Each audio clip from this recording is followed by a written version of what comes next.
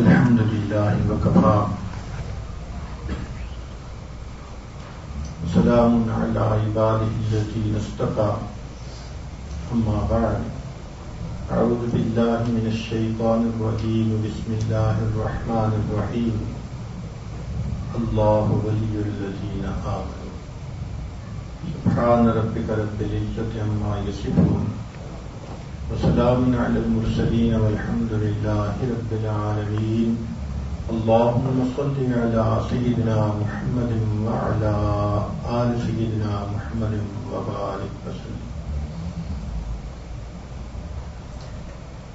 جس شخص نے بھی کلمہ پڑھا اس کے دل میں ایک فطری خواہش ہوتی ہے کہ میں اللہ کا ولی بن جاؤں. ظاہر اعمال اچھے نہ ہوں، غفلت کی زندگی ہو، لیکن تمنا ضرور ہوتی ہے، چاہتا وہ ضرور ہے کہ مجھے ولایت مل جائے. تو آج کی اس مجلس میں اسی لفظ کے بارے میں چند باتیں آپ کی خدمت میں پیش کرنی ہے. پہلی بات تو یہ کہ امام ربانی مجدد ثانی رحمۃ اللہ علیہ نے لکھا ہے کہ ہر انسان ولی بالقوت ہے. ہر انسان ولی بالقوت ہے. ولی بالفعل بننے کے لیے عمل کی ضرورت ہے. اس کی مثال یوں سمجھ لیں کہ ہر بیج کے اندر درخت بننے کی صلاحیت موجود ہے، لیکن ہر بیج درخت بنتا تو نہیں ہے. درخت بننے کے لیے زرخیز زمین کا مل جانا، کوئی خیر خبر رکھنے والا مالی مل جانا، پانی کا مل جانا، اچھے موسم کا مل جانا، جب یہ سب چیزیں اکٹھی ہوتی ہیں تب بیج اگتا ہے، پودا بنتا ہے اور بالآخر وہ درخت بن جاتا ہے. تو بیج میں درخت بننے کی صلاحیت تو موجود ہے، مگر اس کے لیے چند چیزوں کی ضرورت ہوتی ہے. اسی طرح ہر انسان میں ولی بننے کی صلاحیت تو موجود ہے، مگر اس کو اچھے ماحول کی، کسی اللہ والے کی صحبت کی ضرورت ہوتی ہے، تب ولی بنتا ہے. ورنہ تو جس طرح بیج شوریلی زمین میں آ کے مر جاتا ہے، انسان بھی برے ماحول میں آ کے اس کی جتنی بھی استعداد ہوتی ہے وہ ختم ہو جاتی ہے.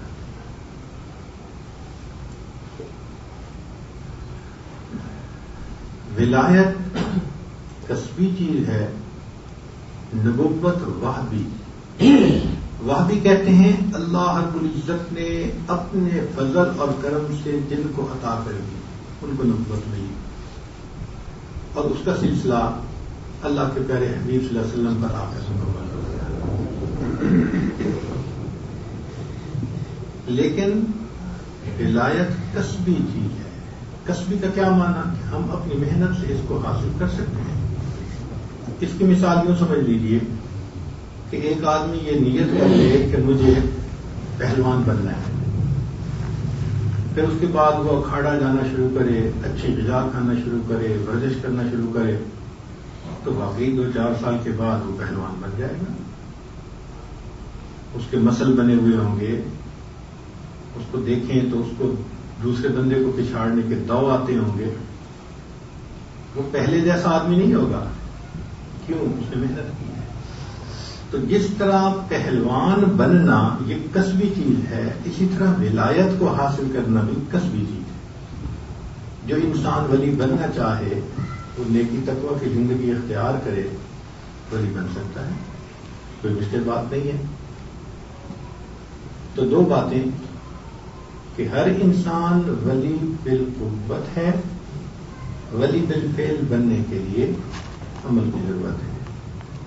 اور دوسری بات کہ ولایت کسبی چیز ہے، ہم اگر چاہیں ہمت کر لیں تو ہم اس کو حاصل کر سکتے ہیں. اور تیسری بات کہ ولایت 2 طرح کی ہے. ایک کو کہتے ہیں عمومی ولایت اور ایک کو کہتے ہیں خصوصی ولایت. جس بندے نے بھی کلمہ پڑھا اس کو عمومی ولایت حاصل ہوگی. کیوں کہ اللہ رب العزت نے خود فرما دیا اللہ ولی الذین آمنوا، اللہ دوست ہے ایمان والوں کا. تو یہ عمومی ولایت ہر کلمہ گو کو حاصل ہے، چاہے غافل ہے، جیسی زندگی گزار رہا ہے لیکن کلمہ پڑھا ہے. یہ کلمے کا پڑھ لینا اتنا بڑا عمل ہے کہ یہ اب اللہ تعالیٰ کے دوستوں میں شامل ہو گیا. اتنی بڑی سعادت ہے یہ کلمے کا پڑھ لینا. اللہ تعالیٰ کے نزدیک بندوں کی تقسیم بہت کھلی دھلی ہے، دو طرح کی ہے.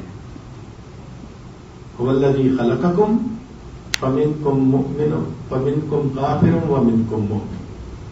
وہ ذات جس نے تمہیں پیدا کیا، تم میں سے کچھ کافر ہیں اور کچھ مومن ہیں، کچھ ماننے والے ہیں کچھ نہ ماننے والے ہیں، کچھ تم میں سے یار ہیں اور تم میں سے کچھ غدار ہیں. سیدھی سیدھی تقسیم ہے، درمیان کی نہیں ہے. تو جس نے کلمہ پڑھ لیا یہ یار بن گیا، ماننے والا، تسلیم کر لیا وحدانیت کو، اس نے یہ اپنوں میں شامل ہو گیا. اور جس نے انکار کیا وہ غیر ہے، وہ غدار ہے کہ نعمتیں اللہ کی کھاتا ہے اور اسی کی نافرمانیاں کرتا ہے. تو جس نے بھی کلمہ پڑھا اس کو عمومی ولایت کا یہ رتبہ حاصل ہو گیا. اسی لیے ہمیں ہر کلمہ گو بندے سے محبت رکھنی چاہیے. ظاہری اس کے غفلت والے کاموں کو نہ دیکھا کرے. کسی وقت بھی وہ توبہ کر لے تو ہم سے اچھا، ہم سے بہتر. اس لیے کہ کلمہ پڑھنے والا اللہ تعالی کے اب دوستوں میں شامل ہے. یہ عمومی ولایت کا رتبہ ہر ایک کو حاصل ہے. باجی بستامی رحمۃ اللہ سے کسی نے پوچھا کہ آپ اپنی مجالس میں اکثر کہتے ہیں کہ اللہ اپنے بندوں سے بہت محبت فرماتا ہے، اس کی دلیل کیا ہے؟ انہوں نے فرمایا دیکھو بھائی، محبت کا جہاں تعلق ہوتا ہے وہاں انسان اپنے محبوب کو جتنا مرضی دے دے لیکن سمجھتا ہے میں نے بہت تھوڑا دیا ہے، اور دیتا اور دیتا. اور اگر اس کے بدلے میں محبوب تھوڑا سا بھی کچھ دے دے تو سمجھتا ہے بہت مجھے مل گیا. یہ محبت کی پہچان ہوتی ہے. کہاں ہے تو ایسی بات کہنے لگے قرآن مجید پہ نظر دوڑاؤ کہ اللہ رب العزت نے اپنے بندوں کو کتنی نعمتیں دی. فرمایا وَإِن تَعُدُّوا نِعْمَةَ اللَّهِ لَا تُحْصُوهَا. تم اللہ تعالیٰ کی دی ہوئی نعمتوں کو گننا چاہو تم گن بھی نہیں سکتے. ان گنت نعمتیں دینے کے بعد اللہ پاک ارشاد فرماتے ہیں کل متاع الدنیا قلیل. کہہ دو کہ دنیا کی متاع تھوڑی سی ہے. تو ان گنت نعمتیں دی اور قلیل کا لفظ استعمال کیا، اور اس کے جواب میں بندے نے اپنی زندگی میں اللہ تعالیٰ کا ذکر کیا، اللہ کو یاد کیا. اس کی زندگی کا وقت محدود، عمل محدود، تو تھوڑا ہی تھا نا یہ عمل. مگر اللہ فرماتے ہیں وَالذَّاكِرِينَ اللَّهَ كَثِيرًا وَالذَّاكِرَاتِ. تو محدود عمل جو تھا اس پر کثیر کا لفظ استعمال فرمایا اور ان گنت نعمتیں دے کر قلیل کا لفظ استعمال فرمایا. اس بات کی دلیل ہے اللہ اپنے بندوں سے محبت کرتا ہے. اللہ تعالیٰ کو محبت ہے، ایمان والوں سے محبت ہے اللہ تعالیٰ کو. ہمیں اپنے اس ایمان کی ویلیو کا اندازہ ہونا چاہیے. اندازہ نہ ہو تو بندہ ضائع کر بیٹھتا ہے.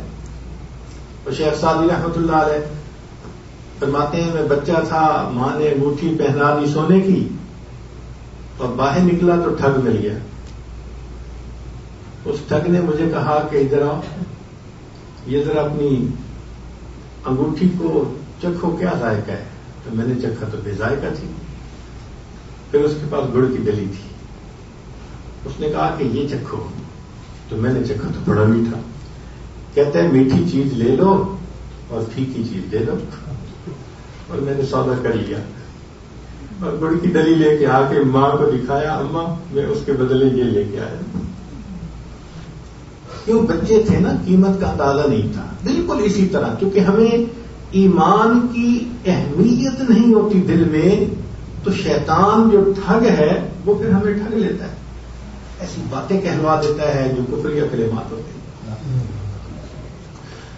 تو جس نے کلمہ پڑھا یہ اللہ رب العزت کے دوستوں میں شامل ہے، اور اس میں مزے کی بات یہ ہے کہ محبت نسبت اپنی طرف چاہتی ہے، تو اللہ رب العزت نے نسبت بھی اپنی طرف فرمائی۔ کیا کہا؟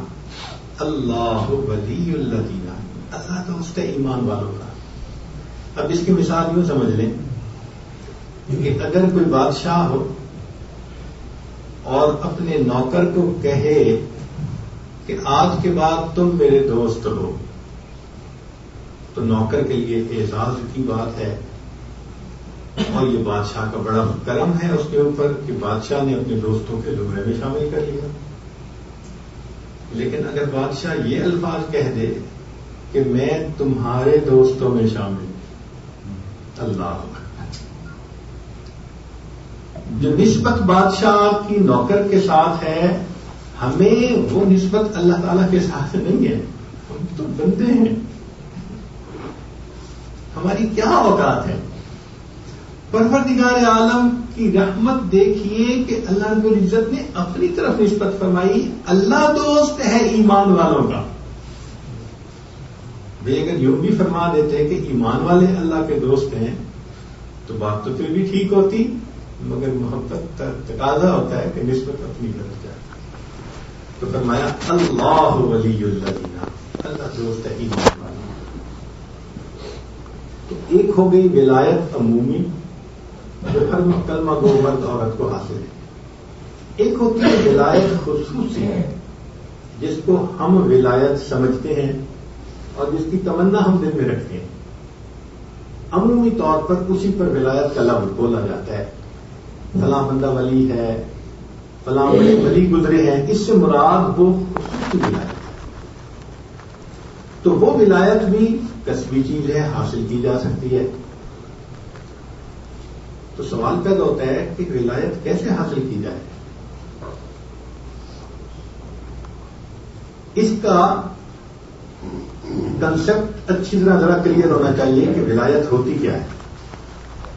دیکھیں، ولایت رنگوں کو دیکھنے کا نام نہیں ہے، اچھے خواب دیکھنے کا نام نہیں ہے، پانی پہ چلنے کا نام نہیں ہے، ہوا میں اڑنے کا نام نہیں ہے، مقدمات فتح ہو جانے کا نام نہیں ہے، دعائیں قبول ہو جانا اس کا نام ولایت نہیں ہے، دشمن پہ غالب آ جانا اس کا نام ولایت نہیں ہے، دنیا میں شہرت ہو جانا اس کا نام ولایت نہیں ہے، زیادہ باتیں انسان کرنے والا بن جائے اس کا نام ولایت نہیں ہے۔ ولایت اس میں سے کچھ بھی نہیں۔ ولایت ہے کیا؟ ولایت کہتے ہیں کہ انسان اللہ رب العزت کی نافرمانی کو ترک کرے، اس کی زندگی سے گناہ نکل جائے، اس کو مقام تسلیم نصیب ہو جائے۔ جیسے فرمایا نا ابراہیم علیہ السلام کے بارے میں، اذ قال له ربه اسلم قال اسلمت لرب العالمین، جو اللہ کے سامنے جھک جائے اور تحیہ کر لے کہ میں نے آج کے بعد علم اور ارادے سے گناہ نہیں کرنا، جو ارادہ کر لے کہ میں نے آج کے بعد علم اور ارادے سے گناہ نہیں کرنا، اور وہ پھر خلاف شریعت کاموں سے بچے، یہ شخص اللہ کا ولی ہے، یہ متقی شخص ہے۔ اور اللہ فرماتے ہیں ان اولیاءہ الا المتقون، کہ جو متقی ہوتے ہیں وہی اللہ کے ولی ہوتے ہیں۔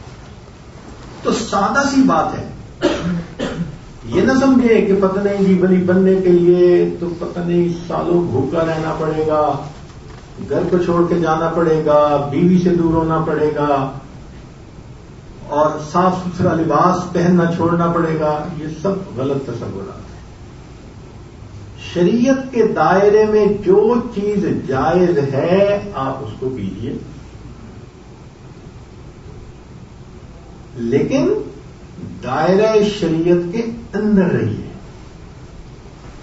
جو شخص اپنے آپ پہ اتنا قابو پا لے کہ کوئی کام شریعت کے خلاف نہ کرے، یہ شخص اللہ تعالی کے ان خصوصی اولیاء میں شامل ہے.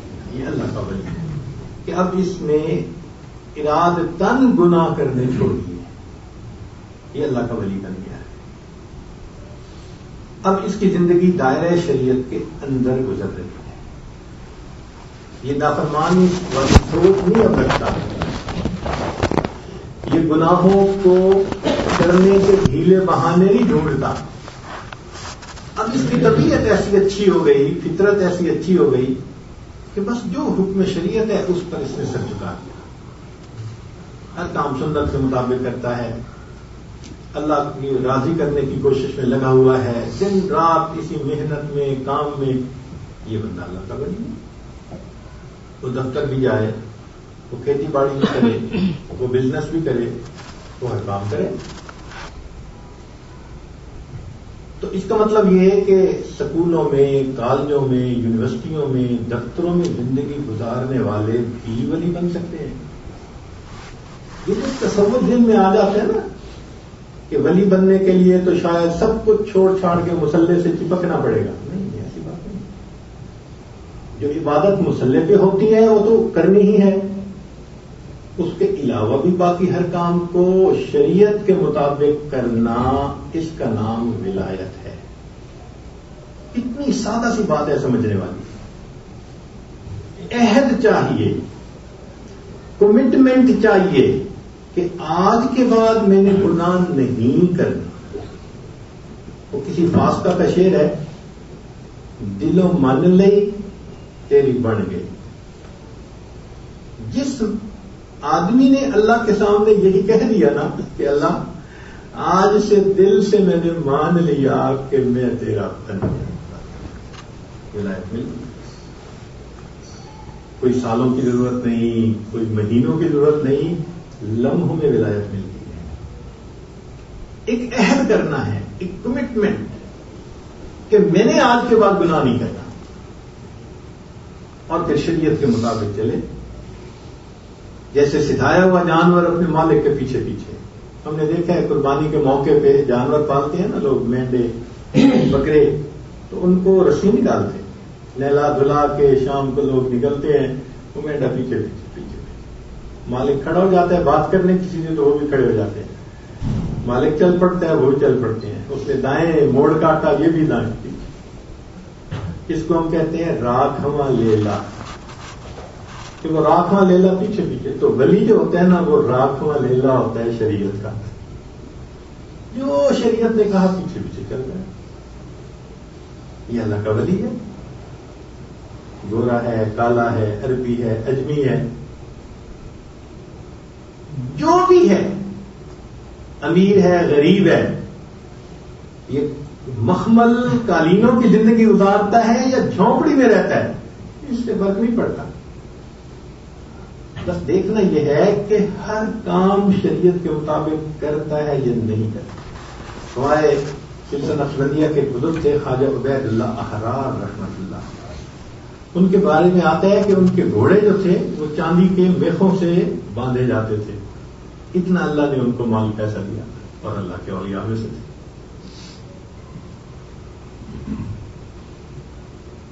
تو ولایت کا حاصل کرنا بہت آسان. کیا کہ انسان عہد کر لے کہ آج کے بعد میں نے اللہ تعالی کے حکم کی نافرمانی نہیں کرنی. چنانچہ ہمارے بزرگوں نے کہیں بات فرمائی ہے کہ جو شخص علم اور ارادہ سے گناہ کرنا چھوڑ دیتا ہے, اللہ تعالیٰ اس بندے کی دعاؤں کو رد کرنا چھوڑ دیتا. اللہ تعالیٰ کو حیا آتی ہے کہ میرا بندہ میرے ہر حکم پر سر جھکا دیتا ہے, میں اس کے اٹھے ہاتھوں کو کیسے واپس لگا. تو جس کو خصوصی ولایت کہتے ہیں اس کو حاصل کرنے کے لیے ایک عہد اللہ سے کرتے, ایک پرومس کرنا پڑتا ہے, ایک پلیج ہوتا ہے. جیسے نفسانی شیطانی تعلقات ہوتے ہیں نا, تو لوگ ایک دوسرے کے ساتھ وعدے وعید کرتے ہیں. یہ بھی اسی طرح اللہ تعالیٰ کے ساتھ تنہائی میں بیٹھ کے ایک وعدہ کرنا ہوتا ہے کہ اے اللہ آج کے بعد بس آپ کے حکم کی نافرمانی مجھے نہیں کرے.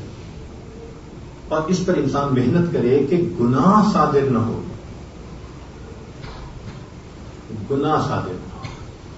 یہ بات پھر ذہن میں رکھیں کہ ایک چھٹانک محنت اگر کرے نیک اعمال کرنے پر، تو ایک من محنت کرے گناہوں سے بچنے کا۔ جس نے گناہوں کو اپنی زندگی سے نکال دیا، ختم کر دیا، یہ اللہ کا ولی بن گیا۔ لمبی چوڑی تسبیحاں نہیں پڑھتا، عبادتیں نہیں کرتا، کوئی بات نہیں، وہ اس کے اپنے معاملات ہیں، تقاضے ہیں، اتنی عبادت کر سکتا ہے، مگر اللہ تعالیٰ یہ دیکھتے ہیں کہ گناہ تو نہیں نا، تو گناہوں سے دور رہے، اسی کو تقویٰ کہتے ہیں اور اسی پر ولایت ملتی ہے۔ تو ولایت کا پہلا درجہ حاصل کرنا بہت آسان، اس کو کہتے ہیں ولایت صغریٰ۔ ایک تو عمومی ولایت تھی نا، لیکن جس کو ہم ولایت کہتے ہیں اس ولایت کے پھر آگے دو حصے ہیں، ایک کو کہتے ہیں ولایت صغریٰ اور ایک کو کہتے ہیں ولایت کبریٰ۔ اس کا فرق ذرا سمجھ لیجیے۔ ولایت صغریٰ کہتے ہیں کہ انسان عہد کرے کہ میں نے اللہ کی نافرمانی نہیں کرنی، اور پھر اس کے اوپر استقامت کے ساتھ جم جائے، اگرچہ دل گناہ کی طرف مائل ہو رہا ہو، مگر پھر بھی شریعت پر لگا رہے، تو اس کو کہیں گے ولایت صغریٰ۔ طلب تو اٹھتی ہے، دل تو چاہتا ہے میں دیکھوں راستہ چلتے ہوئے دائیں بائیں کون ہے، مگر یہ آنکھوں کو محفوظ رکھتا ہے، نظر کو بچاتا ہے۔ زکوٰۃ دیتے ہوئے طبیعت مغموم سی ہوتی ہے، مگر زکوٰۃ دیتا ہے۔ صبح اٹھتے ہوئے سستی محسوس ہوتی ہے، مگر تہجد پڑھ لیتا ہے، نمازیں پڑھتا ہے تکبیر اولیٰ کے ساتھ۔ تو جس بندے کو میلان تو محسوس ہوتا ہو، مگر وہ اپنے آپ کو قابو کر کے شریعت کے اوپر ہمیشہ چلاتا رہے، اس کو کہتے ہیں ولایت صغریٰ۔ یہ ولی ہے اور اس کو ولایت صغریٰ حاصل ہے۔ اور ایک ہے ولایت کبریٰ۔ وہ کیا ہے کہ یہ وہ لوگ ہوتے ہیں جو اتنا ذکر کرتے ہیں، اللہ والوں کی صحبت میں رہتے ہیں، اور ان کے دل اتنے منور ہوتے ہیں کہ ان کی طبیعتیں شریعت کے مطابق ڈھل جاتی ہیں، مکروہات شرعیہ مکروہات طبعیہ بن جاتی ہیں۔ جن چیزوں سے شریعت نے کراہت کا حکم دیا، طبیعت بھی کراہت کرنے لگ جاتی ہے۔ مثال کے طور پہ کتنے لوگ ہیں سگریٹ کا دھواں ہی ان کو برا لگتا ہے، وہ بھی ہیں جو پیے بغیر نہیں رہتے، اور وہ بھی ہیں کہ سگریٹ پینے والے قریب سے گزرنا ان کو مصیبت ہوتا ہے۔ تو دیکھا، ایسی طبیعت ہو کہ پینا تو درکنار، دھواں بھی اچھا نہ لگے بندے کو، طبیعت مائل ہی نہ ہو۔ اچھا، وہ بھی ہیں جو موسیقی کو روح کی غذا کہتے پھرتے ہیں، ایسے جاہل بھی ہیں۔ اور آپ نے تجربہ خود بھی کیا ہوگا کہ نماز کے دوران جماعت ہو رہی ہے اور کسی کی اگر فون کی گھنٹی بجے موسیقی والی، تو بتائیں میلان ہوتا ہے یا کراہت ہوتی ہے؟ طبیعت میں کراہت ہوتی ہے۔ تو جو ہماری کیفیت اس وقت اس گناہ کے بارے میں ہے نا کہ طبیعت کراہت کر رہی ہے کہ کیوں ہو رہا ہے، جس کو ولایت کبریٰ کا ولی کہتے ہیں، اس کی ہر گناہ کے بارے میں یہی طبیعت ہو جاتی ہے۔ وہ ہر گناہ کے بارے میں کراہت کرتا ہے، دور جاتا ہے۔ جیسے حضرت حاجی امداد اللہ مہاجر مکی رحمۃ اللہ علیہ نے پوچھا تھا حضرت مولانا رشید احمد گنگوئی رحمۃ اللہ علیہ سے کہ بیعت ہونے سے پہلے اور بعد میں تمہیں اپنے اندر کیا فرق نظر آیا؟ تو انہوں نے 3 باتیں بتائی تھیں۔ ایک بات کہ حضرت بیعت ہونے سے پہلے جب میں مطالعہ کرتا تھا تو بہت اشکالات پیش آتے تھے، اور بہت جگہ پہ نصوص میں مجھے تعارض نظر آتا تھا، اور اس کو رفع کرنے میں مجھے کتابوں کی طرف رجوع کرنا پڑتا تھا، علماء اساتذہ کی طرف رجوع کرنا پڑتا تھا، پھر جا کے وہ رفع ہوتا تھا۔ حضرت جب سے بیعت ہوا ہوں مجھے نصوص شرعیہ میں کہیں تعارض نظر نہیں آتا. حضرت نے فرمایا دوسری تبدیلی. کہنے لگے حضرت دوسری تبدیلی مجھے اپنے اندر یہ محسوس ہوئی ہے کہ جن چیزوں سے شریعت نے کراہت کا حکم دیا طبیعت بھی کراہت کرتی ہے, یہ نہیں چاہتا. حضرت نے فرمایا تیسرا, فرمانے لگے تیسری چیز کہ اب دین کے معاملے میں لوگوں کی تعریفیں یا بد تعریفی میرے لیے برابر ہے, جو حق بات ہوتی ہے میں وہ کہہ دیتا ہوں. تو حضرت نے فرمایا میاں رشید احمد الحمدللہ دین کے 3 درجے ہیں, ایک ہے علم, دوسرا ہے عمل, تیسرا ہے اخلاص. علم کا کمال یہ ہے کہ نصوص شرعیہ میں کہیں تعارض نظر نہ آئے. عمل کا کمال یہ ہے کہ مکروہات شرعیہ مکروہات تبعیہ بن جائیں. اور اخلاص کا کمال یہ ہے کہ لوگوں کی مدح اور ذم انسان کی نظر میں برابر ہو جائے. مبارک ہو تمہیں بیعت کی برکت سے اللہ نے علم میں بھی کمال عطا کر دیا, عمل میں بھی کمال عطا کر دیا, اخلاص میں بھی کمال عطا. تو جن کو ہم ولایت راہ کے اولیاء کہتے ہیں نا, یہ وہ لوگ ہوتے ہیں کہ جن کی طبیعت اتنی سلیم اور فطرت بن جاتے ہیں, شریعت کے ایسے مطابق ڈھل جاتی ہے کہ بس جو حکم خدا وہی ان کی اپنی بھی طبیعت کا چوائس ہو جاتا ہے. اب اس کی ایک مثال اور ذرا سن لیجیے. ہم لوگ جو مسلمان گھروں میں پیدا ہوئے تو ماں باپ نے کچھ چیزیں شروع سے ذہن میں ڈالی, تو ہم لوگوں کو سور کے نام سے بھی نا بہت نفرت ہوتی ہے. ہم نے دیکھا کہ باہر چلے جاتے ہیں نا جو لوگ, تو وہ اور گناہوں میں ملوث ہو جائیں گے, مگر مسلمان اگر ہے نا تو وہ سور سے بچتا ہے, کراہت کرتا ہے. چنانچہ ایک جگہ پر ہمیں تجربہ ہوا باہر ملک میں, ایک مسلمان تھا, اس نے ہوٹل بنایا, 4 سیزن ہوٹل, بڑا عالی شان. جب بنا رہا تھا تو ہم نے اسے مشورہ دیا کہ بھائی یہاں پر کئی 100 گھر ہیں مسلمانوں کے, اور وہ تقریباً سارے کے سارے ڈاکٹر ہیں, اور بیویاں بھی ڈاکٹر نہیں ہیں, تو ان کے گھروں میں کھانا پکانے والا کوئی نہیں. تو اگر آپ یہاں پر اچھا پاکیزہ کھانا تیار کریں گے تو یہ سینکڑوں گھروں میں آپ کا کھانا روز بھی جائے گا, اور ان کی ہر دعوت میں آپ کی طرف سے کھانا جائے گا, بڑا اچھا چلے گا. ابتدا میں نیتوں سے یہی کر لی, مگر انسان کوتاہیاں غلطیاں کر جاتا ہے. جب بن کے تیار ہوا تو کسی نے ذہن میں ڈال دیا یار یہاں تو بڑے گورے رہتے ہیں, عورتیں گوری رہتی ہیں, تو تعداد تو ان کی زیادہ ہے, وہ اگر تمہارے پاس آئیں گے تو بکری پھر زیادہ ہوگی. اور اس کی کم بختی کہ اس نے ابتدائی دنوں میں کسی گورے کی دعوت کے لیے سور کا گوشت پکا دیا. اب جو یہ خبر اٹھی اور نکلی کہ نہیں اس جگہ پہ مسلمانوں نے اس کی دکان پہ جانا ہی چھوڑ دیا, حتیٰ کہ اس کو پورا اپنا ریسٹورینٹ جو تھا وہ بیچ کے خسارے پہ وہاں سے جانا پڑ گیا. تو ہمیں احساس ہوا کہ یہ جتنے دکتور حضرات تھے وہ سارے صاف ستھرے قسم کے لوگ تھے, لیکن سور کے بارے میں دیکھو ان کے دلوں میں بھی اتنی کراہت تھی کہ صرف اتنا پتہ چلنے پہ کہ اس جگہ کے سور کا گوشت پکایا گیا ہے, انہوں نے کہا کہ ہم اس ریسٹورینٹ پہ نہیں جائیں. تو جس طرح ان لوگوں کے دل میں سور کے بارے میں کراہت تھی, جو ولایت کبریٰ کے مقام کے لوگ ہوتے ہیں, ہر گناہ کے بارے میں ان کی طبیعت کی یہی کراہت. تو جس کو ہم کہتے ہیں نا ولایت کبریٰ کا انسان, یہ وہ ہوتا ہے کہ طبیعت ہی نہیں گناہ کی طرف مائل, میلان ہی ختم ہو جاتا ہے. کیا مطلب وہ فرشتہ بن جاتا ہے؟ نہیں, فرشتہ نہیں ہوتا, مگر اللہ کی اس پر اتنی رحمت ہو جاتی ہے اور اس نے ذکر اتنا کیا ہوتا ہے, طبیعت اس کی شریعت کے مطابق ڈھل جاتی ہے. بس پھر اس کے لیے آسان.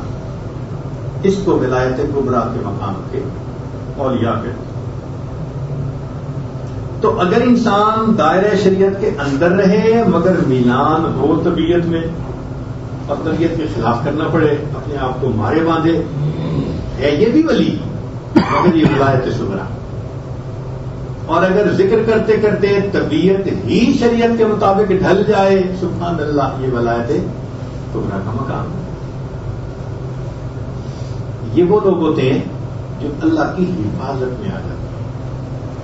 جیسے اللہ تعالیٰ قرآن مجید میں فرماتے ہیں نا, ان عبادی لیس لک علیہم سلطان, یہ میرے بندے ہیں, اے بدبخت شیطان تیرا ان پر داؤ نہیں کر سکتا. تو وہ محفوظ ہو جاتے ہیں, وہ اللہ کی حفاظت میں آ جاتے ہیں. پھر اللہ ان کی حفاظت فرماتے ہیں شیطان سے, شیطان کا داؤ نہیں چلتا. اب یہاں پر آخری بات جس پر میں اپنی بات کو مکمل کروں گا کہ ایک ہوتی ہے ولایت اور ایک ہوتی ہے نبوت. اس میں کیا فرق؟ تو ایک فرق تو پہلے بتایا کہ ولایت کسبی ہے, نبوت وحی ہے. اور ایک دوسرا فرق سمجھ لیں کہ اولیاء محفوظ ہوتے ہیں, انبیاء معصوم ہوتے ہیں. اولیاء محفوظ ہوتے ہیں. اللہ اولیاء کو گناہوں کے قریب جانے سے روکتے ہیں. جیسے بچہ آگ کی طرف جا رہا ہو نا تو ماں پکڑ لیتی ہے. ہم نے دیکھا چھوٹا بچہ, دروازہ کھلا ہے نا ٹوائلٹ کا, تو بچے بھاگتے ہیں اندر, ماں فوراً پکڑتی ہے, جانے نہیں دیتی اس جگہ پر. اسی طرح اگر بالفرض و تقدیر یہ ولایت کے مقام کا بندہ کسی وقت گناہ کی طرف قدم بھی اٹھانا چاہے, اللہ بڑھتے قدموں کو روک لیتے ہیں, محفوظ فرما لیتے ہیں, اپنی طرف رکھتے ہیں. تو اولیاء محفوظ ہوتے ہیں اور انبیاء معصوم ہوتے ہیں. معصوم کا کیا مطلب؟ کہ وہاں معصیت کا تصور ہی نہیں ہوتا, خیال ہی نہیں آتا معصیت کا. تو موٹی بات کہ اولیاء کو اللہ گناہوں کے قریب جانے سے روکتے ہیں, اور انبیاء کی یہ شان ہوتی ہے اللہ گناہوں کو انبیاء کے قریب جانے سے روک دیتے ہیں. چنانچہ قرآن مجید میں اللہ فرماتے ہیں یوسف علیہ السلام کے بارے میں, کذالک لنصرف عنہ السوء والفحشاء, ہم نے سوء اور فحشاء کو ہٹا دیا, اس انبیاء کے قریب ہی نہیں جانے دیں. وہ اتنی عظیم ہستیاں ہوتی ہیں. تو بہرحال آج موقع ہے کہ ہم اللہ تعالیٰ سے یہ نعمت مانگیں کہ رب کریم ہمیں اپنے قرب کا وہ درجہ دے دیجیے جس کو آپ کا دوست کہتے ہیں. جو شخص دنیا میں اللہ سے دوستی لگانے کی کوشش کرے گا, اللہ کی رحمت سے یہ بعید ہے کہ قیامت کے دن اس کو اپنے دشمنوں کی قطار میں کھڑا کروانا کیسے ممکن ہو سکتا ہے کہ یہ دوستی لگانے کی کوشش میں لگا رہا, کوشش کرتا رہا, اور اللہ تعالیٰ دشمنوں کی قطار میں کھڑا کرتے ہیں. ایسا کبھی نہیں ہو سکتا. اس امت میں ایسے لوگ ہیں کہ 20-20 سال تک گناہ لکھنے والے فرشتے کو گناہ لکھنے کا موقع نہیں ملا. حضرت مجدد صاحب نے اپنے مکتوبات میں لکھا ہے, اور وہ لکھتے ہیں کہ عبداللہ بن مبارک رحمۃ اللہ علیہ, ان کا واقعہ کہ وہ کوٹ کرتے ہیں المرأۃ متکلمۃ بالقرآن, وہ عورت جو قرآن پاک کے الفاظ سے گفتگو کرتی تھی, تو اس کے بیٹے نے کہا کہ میری والدہ کے منہ سے 20 سال میں قرآن مجید کے سوا کوئی دوسرا لفظ نہیں نکلا.